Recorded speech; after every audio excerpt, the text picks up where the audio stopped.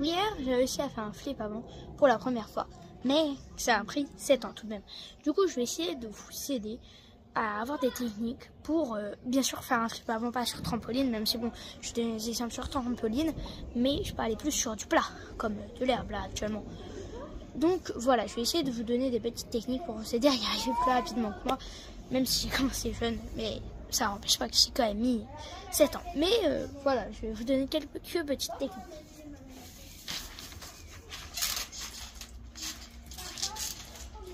En numéro 1, se familiariser avec l'objet, bien évidemment.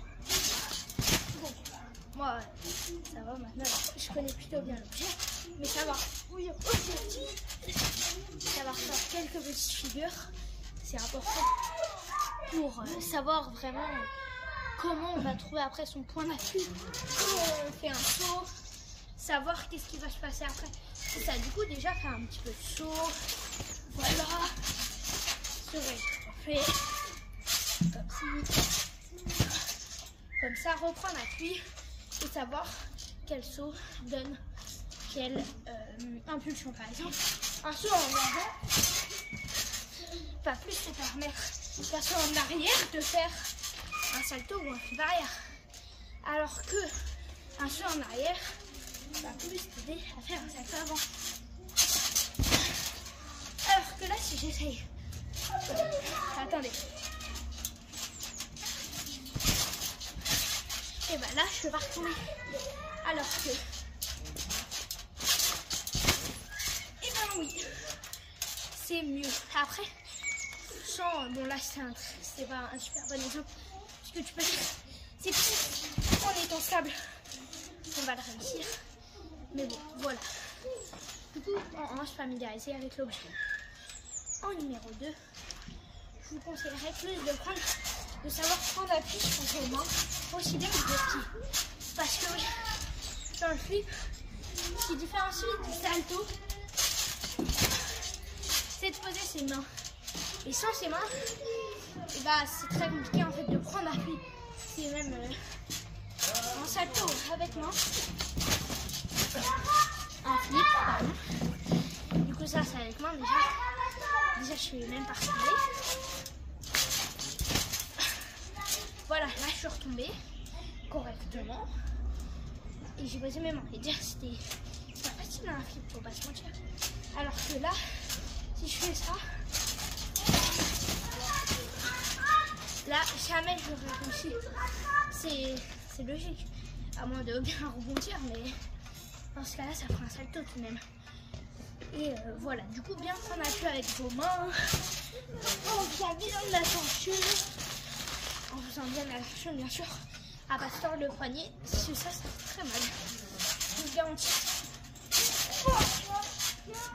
Donc vous avez bien appris à gérer avec vos mains, à appuyer sur le trampoline. D'ailleurs je vous conseillerais, en exercice numéro 3, et bien l'équilibre, tout simplement. Parce que, enfin un équilibre pas comme les autres, parce que en fait on traite simplement ça. Bon, simplement bien sûr, ça. Je crois que je vais partir maintenant.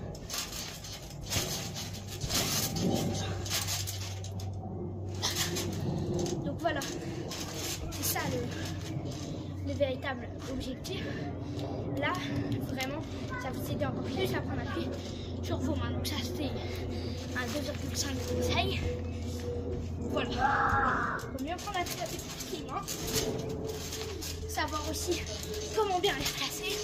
Savoir que si tu les mets un peu trop en avant, si tu les mets pas bien à plat et que tu fais un peu comme une vague avec tes mains, ça va faire très mal. Que ce soit en arrière ou en avant, que ça fasse arrière-avant ou avant-arrière, ça va faire très mal malheureusement.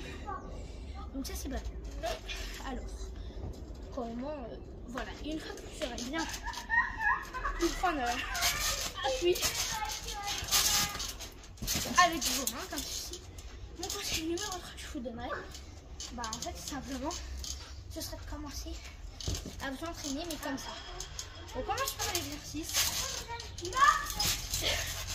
C'est mon conseil, c'est vrai que vous tombez en fait. Tout simplement, vous apprendre à retomber, parce qu'un flip ça peut être impressionnant, ça peut faire peur, peut en se faire mal, ce qui est une possibilité, hein. On va pas se le cacher. Mais en fait, du coup, faut déjà changer cette peur. Parce que cette peur d'avoir mal ou de vous faire mal, c'est ce qui va vous faire vraiment des actions dangereuses. Et pour la suite, c'est vraiment pas bon. Du coup, on peut commencer là. Voilà.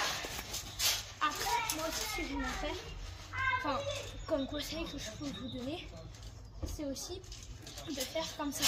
Bon, en fait, je le fais plus sur une personne d'habitude, mais en gros, c'est une roulade. Vous faites une roulade, enfin, une vraie roulade plus comme ça.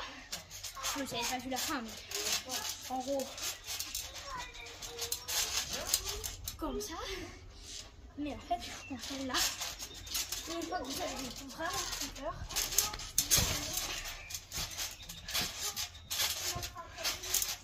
c'est un petit peu comme un salto.